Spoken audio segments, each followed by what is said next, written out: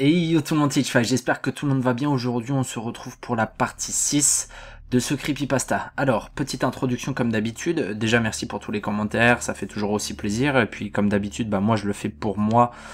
Donc, que ça plaise ou non, tant que ça me plaît à moi, je continuerai. Il nous reste cette partie 6, et donc jusqu'à la partie 9, il nous en reste 4 en tout. Petit récapitulatif, puisque vous me demandez dans les commentaires un petit récap de la partie précédente pour vous remettre un petit peu dedans. Dans la partie précédente, si vous vous souvenez bien, il a essayé de faire évader Joe, sauf que Frank, le garde du corps, si on peut appeler ça comme ça, les a cramés, a attrapé du coup le narrateur. Et on en est là où il est à moitié en train de pleurer dans les bras de Frank parce qu'il vient de se faire choper. Il va l'emmener sûrement voir le docteur G. Et la dernière chose qu'il a entendue, c'est un rire, le rire qu'il y avait dans son rêve avec son chien qui est mort dans la rivière. Voilà pour le petit récapitulatif. Je crois qu'on a dit à peu près tout ce qu'il fallait. Comme d'habitude, mettez-vous dans l'ambiance avec de quoi vous occuper pendant ces 20-30 minutes, puisque ce sont de longues parties, avec votre main droite et votre main gauche bien évidemment. Et puis c'est parti pour cette partie 6. Bonne année bande d'enfoirés. J'aurais attendu pour poster ce message, mais il m'a semblé approprié de vous remercier pour tous les commentaires positifs que vous m'avez envoyés et donnés, aussi authentiques qu'ils aient pu être ou non. Honnêtement, je me sens enhardi de continuer à raconter cette histoire, même si cela prouve ma propre folie. Et je vous remercie de m'avoir donné le courage, considérez ceci comme mon hommage personnel. Reprenons là où je me suis arrêté dans la partie 5. Les 10 minutes qu'il m'a fallu pour arriver au bureau du Dr G ont été les 10 minutes les plus longues que j'ai jamais connues. Je n'avais aucune idée de ce qui allait m'arriver, ni même de ce qui pouvait se passer. Je n'arrêtais pas de repenser à ce que Joe m'avait dit dans ma tête, puis je me revoyais les avertissements du Dr G sur le fait que sa folie était contagieuse, me demandant ce qu'il était vrai ou si tout le monde m'avait menti tout le temps. Est-ce que je devenais fou? Telle était la question.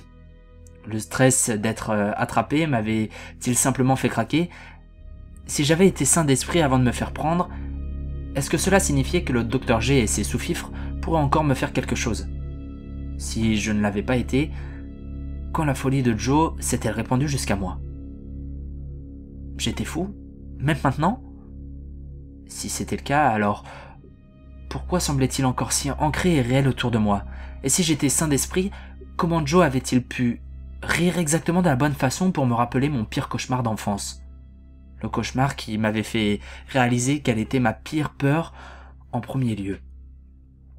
Mes pensées frénétiques, confuses et paniquées ont été interrompues alors que Hank m'ouvrait la porte du bureau du Dr G et me poussait à l'intérieur sans un mot. Mon nez a failli entrer en contact avec le tapis lorsque je suis tombé en avant après cette poussée. Et il m'a fallu un moment pour me stabiliser et réaliser qu'il était dans la pièce avec moi. Le Dr G était là, bien sûr, appuyé sur son bureau, et me regardait fixement avec une expression qui me fait penser à un faucon au sujet d'une carcasse en décomposition et décidant que ça ne valait pas la peine de manger. Mais elle n'était pas la seule au bureau. Assis derrière elle, dans le fauteuil en cuir bien aménagé, habituellement réservé aux chefs de médecine, était ainsi un vieil homme, fatigué, qui avait l'air d'un vieux sorcier dans un manteau de sport lourdement rapiécé, me regardant dans les yeux durs sur une paire de lunettes en argent bien usées. Je n'avais aucune idée de ce qui était cet étranger, mais si le Dr G le laissait utiliser sa chaise, alors il était manifestement quelqu'un d'important. Il avait l'air beaucoup trop vieux pour être un détective en civil, car son visage ridé et ses cheveux argentés clairsemés le marquaient comme un homme qui ne pouvait avoir moins de 70 ou 80 ans. Mais qui d'autre pourrait-il être? L'homme s'éclaircit la gorge et parla avec un accent patricien du centre littoral de l'Atlantique qui me semblait étrangement familier, même si je ne pouvais pas le placer. Alors, c'est le dernier, Rose? Le Dr G n'a pas répondu, mais a simplement hoché la tête. Le geste m'a tout de suite semblé déplacé, et en un instant j'ai compris pourquoi. Son expression, lorsqu'elle avait incliné la tête, n'avait rien de la brusquerie ou de l'arrogance que je l'avais vu manifester vers moi. Au lieu de cela, il a fait preuve d'une déférence presque féminine. ne me souciant pas de la cause à ce moment-là, mais simplement heureux de savoir sentir une faiblesse parfumée. J'ai poussé sur mes pieds et pointé mon doigt sur elle de façon accusatrice. « D'accord !» j'ai aboyé.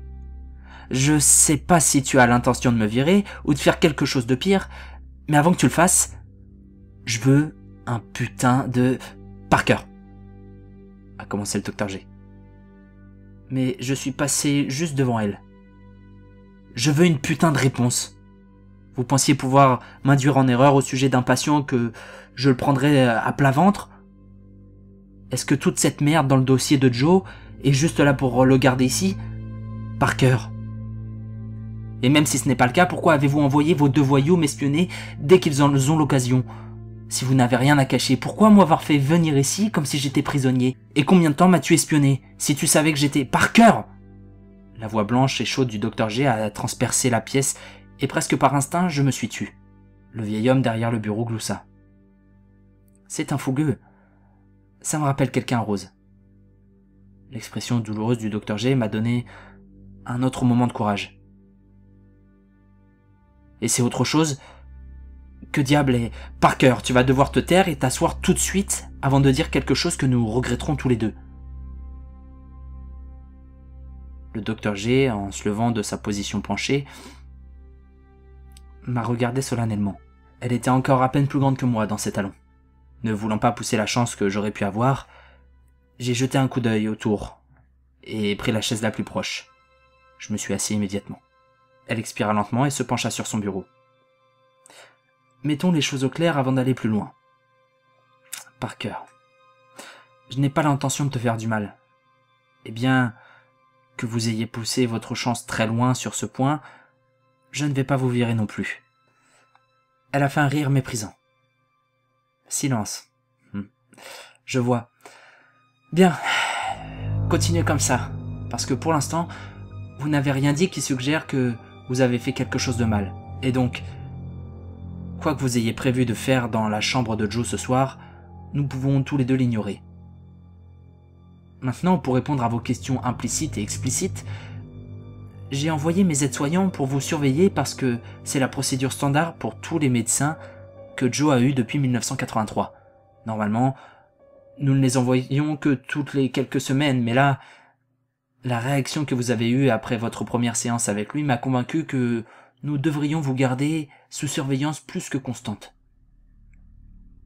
J'ai commencé à poser une question, mais sa main s'est levée si vite que j'ai tapé dans mes mains comme sur commande.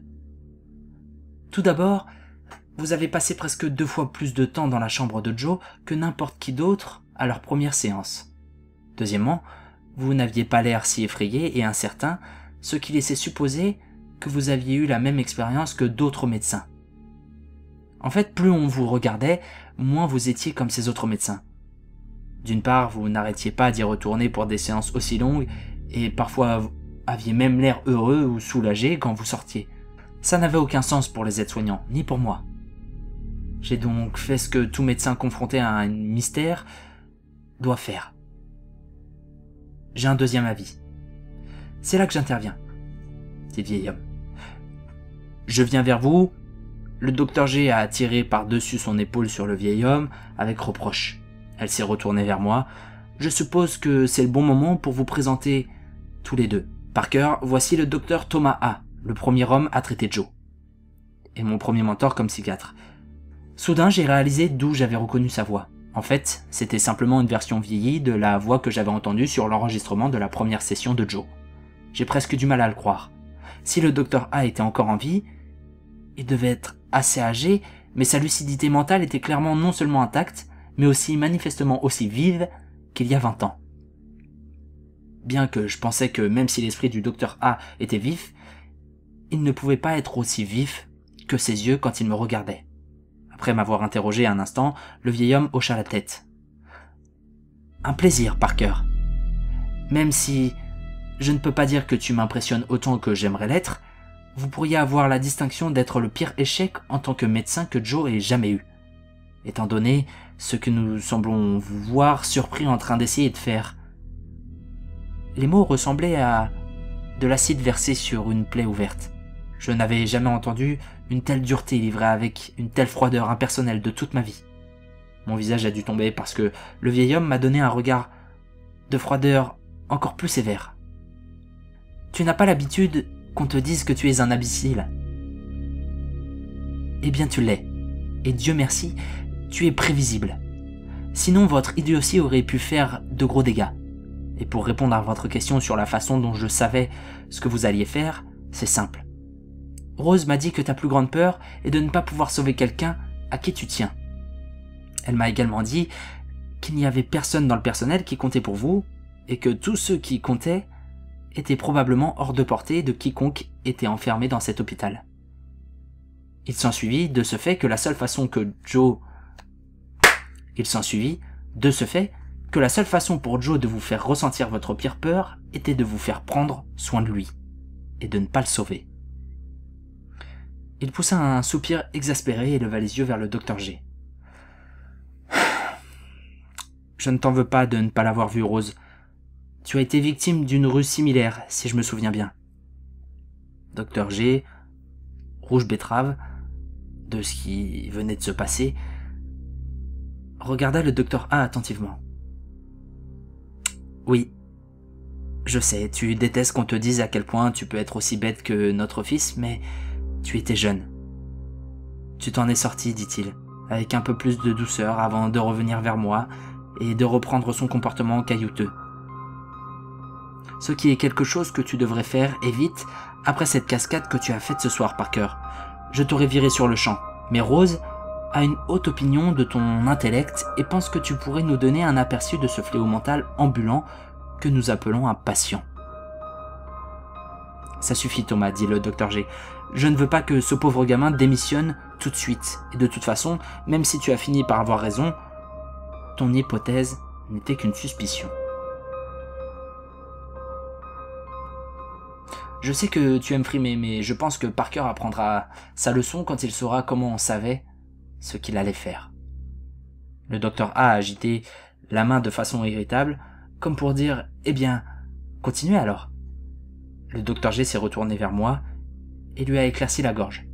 « Parker, il y a une raison pour laquelle je n'arrête pas de parler de ce que tu avais l'intention de faire dans les termes les plus vagues possibles.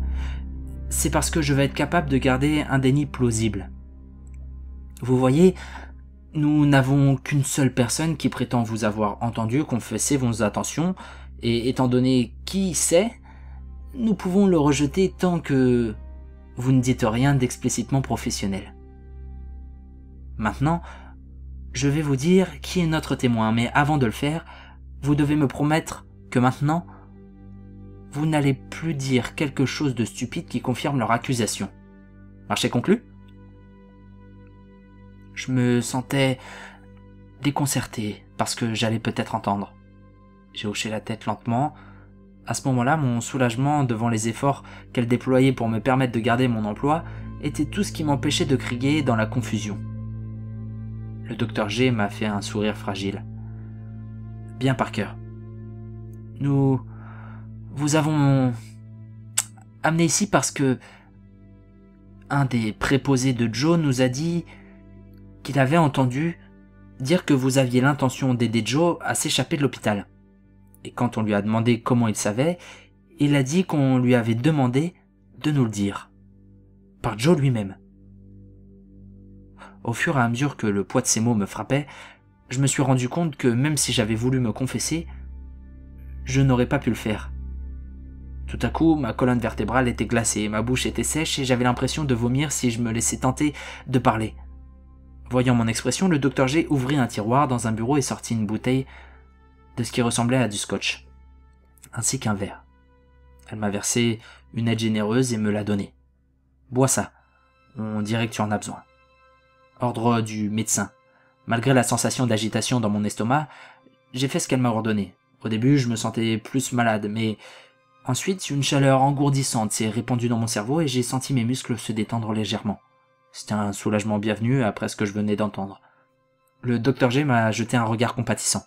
Le docteur A, cependant, avait simplement l'air amusé. « Rose, tu me déçois. Je n'ai jamais bu une goutte de ce truc et j'ai compris ce que cette petite merde pouvait faire aux gens. » Oh, la ferme, Thomas, dit le docteur G alors qu'elle sortait un autre verre et se servait un verre. Nous ne pouvons pas tous être puritains, évidemment, dit le docteur A. Néanmoins, je pense que vous avez assez parlé. Ce mécréant doit nous dire à quoi il pensait avant qu'on aille plus loin. Bien qu'il ait été au travail qu'1 mois, il n'a peut-être passé plus de temps à parler à Joe que la plupart des autres. Il doit nous dire ce qui s'est passé et ce qu'il sait. C'est peut-être le choc de ce que je venais d'entendre. C'était peut-être toute ma colère à la recherche d'un nouveau débouché après tout ce qui m'avait motivé. C'était peut-être le scotch. Ou peut-être tout cela, mais quelque chose s'est cassé en moi. J'en avais assez qu'on me parle avec mépris, comme si j'étais vilain, comme si j'étais un enfant qui n'était même pas là. J'en avais marre qu'on me jette ces révélations sur mon dos sans avoir la possibilité de les traiter. Mais plus que tout, j'en avais mal au ventre à l'idée d'avoir été piégé pour échouer. J'ai regardé de l'autre côté de la table, le docteur A répandant assez de mépris dans mon regard pour correspondre à son regard froid et dédaigneux 100 fois plus que d'habitude. Aucune chance, vieil homme, dis-je sans même m'arrêter face à l'indignation du docteur G. D'après ce que j'ai compris, vous et votre étudiant m'avez mis sur un cours de collision avec quelque chose que vous attendiez à me blesser. Et vous n'avez même pas dit tout ce que vous saviez avant que je n'y aille. Je n'étais pas censé le guérir, n'est-ce pas?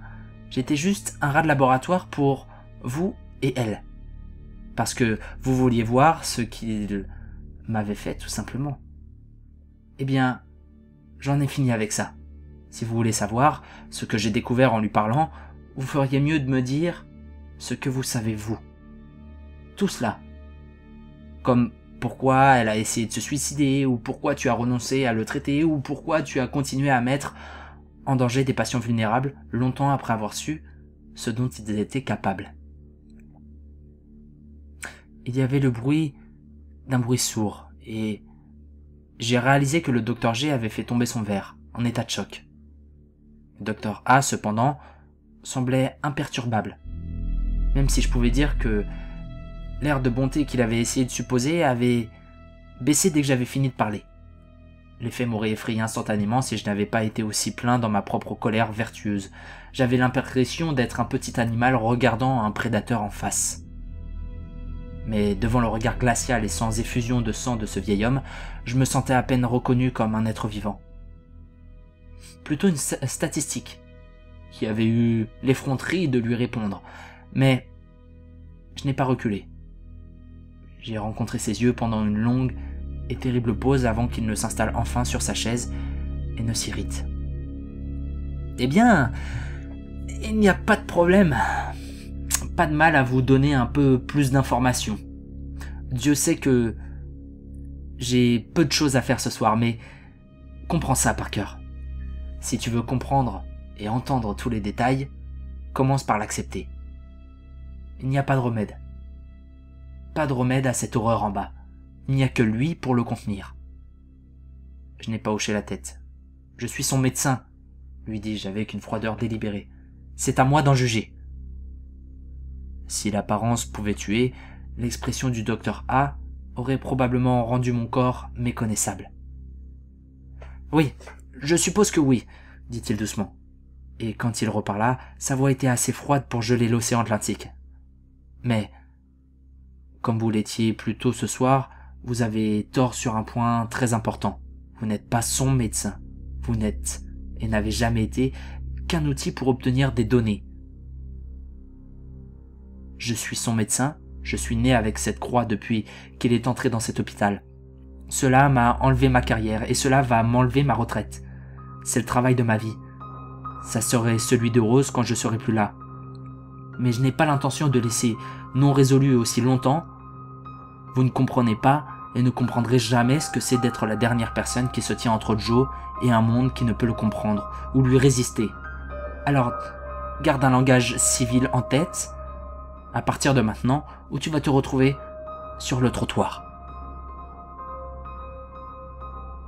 La colère m'a tenté de répondre, mais une partie de moi savait que ce serait une idée terrible. C'était la seule concession que j'allais obtenir de cet homme amer et fier, et c'était plus que je n'étais en droit d'attendre. Alors forçant ma frustration à mijoter, je lui ai donné le signe de tête le plus respectueux que je pouvais. Cela a semblé l'apaiser. « Eh bien alors, dit-il, Rose, pourquoi ne pas lui parler du dernier jeune docteur intelligent et têtu qui a essayé de soigner notre monstre de compagnie ?» J'ai levé les yeux vers le docteur G et, à ma grande surprise, elle ne me regardait pas avec l'air distant qu'elle avait utilisé auparavant. Au lieu de cela, ses yeux étaient remplis de tristesse et de pitié. « Je suis désolée, dit-elle, pour que je sois la seule à pouvoir voir. » Puis, elle a commencé à parler d'une voix vive, comme un médecin présentant ses résultats. Quand j'ai commencé à soigner Joe, il n'avait que 6 ans et avait été admis à l'hôpital à peine 1 mois avant d'être affecté à mon service. À l'époque, comme vous le savez en lisant mes notes, ma théorie était simple. Il montrait des signes de troubles sadiques, de la personnalité et sociopathie à la suite du syndrome de stress post-traumatique provoqué par des années de terreur nocturne non traitées, qui ont pu le perturber si bien en raison que leur apparente comorbidité avec la paralysie du sommeil et entomophobie aiguë. Sa progéria psychologique évidente n'était qu'un mécanisme de défense conçu pour lui donner l'impression qu'il avait plus de contrôle sur la situation que lui. Et son comportement monstrueux était un acte conçu pour le rendre plus confiant face au monstre qu'il avait imaginé. Franchement, j'ai pensé que c'était facile et embarrassant, et que c'était une perte de temps, comme vous l'avez probablement deviné d'après ses notes. Elle s'arrêta pour recueillir ses pensées, puis continua à parler. Le traitement que je proposais était de l'amener à faire face à un traumatisme de ses terreurs nocturnes en combinant l'hypnose, la thérapie par la parole et l'utilisation de sédatifs lorsqu'il dormait afin d'éviter que les cauchemars ne surviennent. C'est ce que vous savez aussi d'après les notes. Cependant, ce que vous ignoriez peut-être, c'est que mon traitement a fonctionné. Spectaculairement. En fait, Joe ne montrait presque aucun signe de trouble que j'avais entendu rapporter dans le diagnostic initial du Dr A. Après les 2 premiers jours. Plutôt quelque chose d'autre s'est manifesté. Il est devenu très attaché à moi. Elle a avalé, et j'ai vu que ses souvenirs étaient encore douloureux. Ce n'est pas une exagération, en fait, de dire que Joe a commencé à me traiter comme une mère porteuse. Je savais déjà, d'après ses propres rapports d'éducation, que ses parents avaient été distants au mieux qu'ils le pouvaient, donc ce n'était pas vraiment une surprise, mais plus il s'attachait, plus il semblait guérir, et plus il devenait dévoué. Il ressemblait de moins en moins à un proto-sociopathe, et de plus en plus à un jeune enfant effrayé. Sa voix s'est attachée. « Tu dois comprendre quelque chose avant que j'aille plus loin. J'avais aussi eu une relation très froide avec mes parents dès le début, et je n'avais presque pas d'amis, même pendant mes études de médecine. Je suis rarement sorti avec quelqu'un, et à ce jour, je suis jamais marié et je n'ai jamais eu d'enfant. Parce que je ne laisse tout simplement pas les gens s'approcher de moi, si je peux m'en empêcher. Cependant, quelque chose dans la façon dont Joe s'est lié à moi a fait ressortir tous mes instincts maternels. Pour la première fois de ma vie, je me suis senti nécessaire et aimé inconditionnellement, et bien que j'ai essayé de garder mes distances médicales, il y avait juste quelque chose en lui qui faisait fondre mes défenses contre l'affection. Et plus je devenais attentionné, plus son état semblait s'améliorer. Les larmes dans ses yeux étaient maintenant évidentes. Elle les a fait cligner à la hâte, même si sa voix devenait cassante à cause de sa tension. J'étais sûr de pouvoir le faire sortir très bientôt, vers mon 4e mois, et comme dernière expérience pour tester sa capacité d'empathie, je l'ai laissé avoir un animal de compagnie, un petit chat. Parce que j'avais grandi avec des chats et j'ai pensé qu'il pourrait s'identifier à eux de la même façon que il s'était identifié à moi.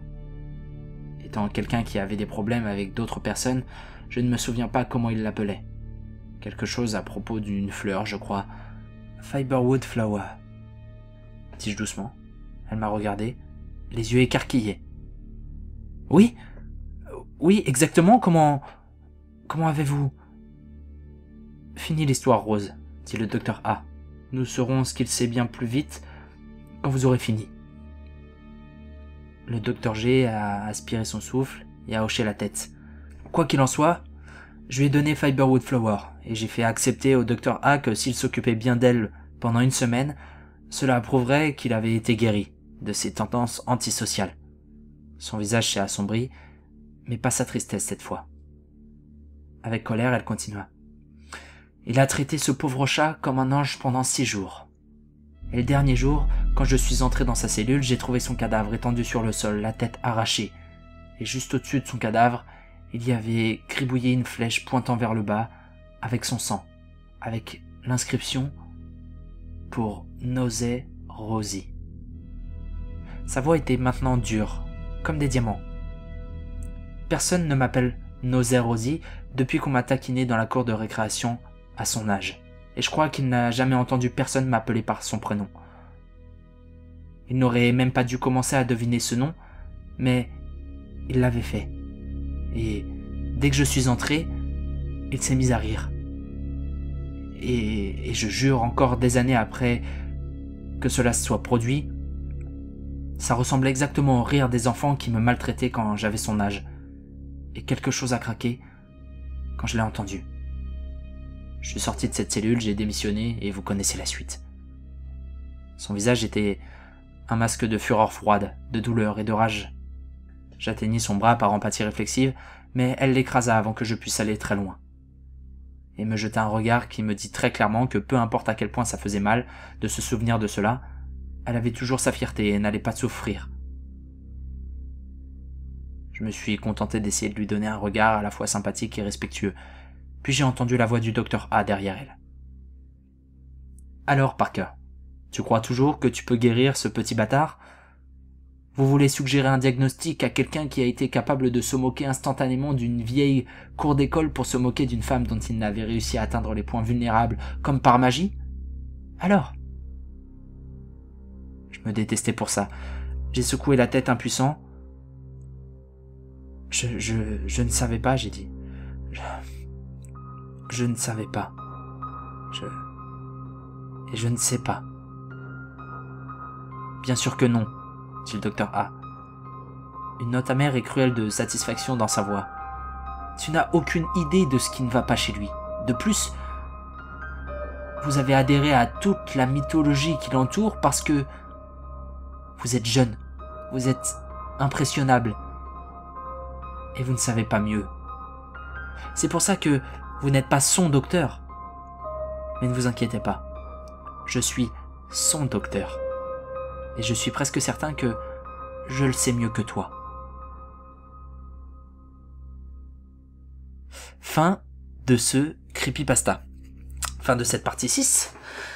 Oula, alors pas mal de choses à dire en débrief. Partie 6 assez intéressante, on rencontre enfin le docteur A, hein. Moi dès le début quand j'ai compris qu'il y avait un vieil homme, j'ai pensé directement à cette personne. On apprend que le docteur G s'est fait aussi manipuler par Joe, que finalement le docteur A, même si ça a été son premier patient, il n'est pas mort, qu'il y a des personnes quand même qui s'en sortent, hein, comme le docteur G. Et on apprend que finalement que le narrateur a été Parker a été manipulé. Mais encore une fois, là où je trouve que l'auteur est fort, on est toujours dans le doute. Il n'y a aucune preuve qui nous prouve que Joe est fou, et il n'y a aucune preuve qui nous prouve que ce que le docteur A et le docteur G nous dit est vrai ou est faux. Alors on est tenté là pour cet épisode de croire que Parker a été manipulé, mais dans l'épisode 5, on était tenté de croire que Joe était sain d'esprit. Alors d'un épisode à l'autre, vous voyez, on passe vraiment du coq à l'âne pour le coup, et j'ai hâte de voir ce qui va se passer dans la partie 7, parce que il nous reste au final que 3 parties, et dans ces 3 parties, il va y avoir forcément des choses décisives. Alors, j'espère que ce creepypasta vous aura plu. Comme d'habitude, petit like, commentaire, etc., etc., vous abonner. Portez-vous bien. C'était H5. Ciao tout le monde.